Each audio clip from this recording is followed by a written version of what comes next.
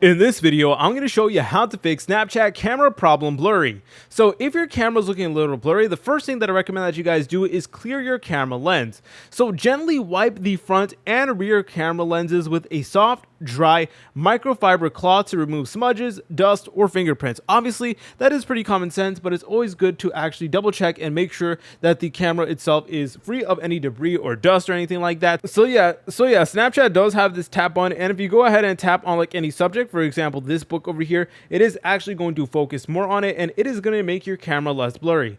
Also, there are other factors that determine whether a image is blurry or not, and that is good lighting. So you want to make sure that you use Snapchat in a well-lit environment. Low lighting can cause blurry images due to the camera struggling to capture the details.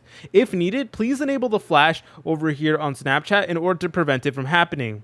Also, please make sure you have the most recent and up-to-date version of Cash App, because outdated versions could be causing issues and causing your camera to actually appear blurry.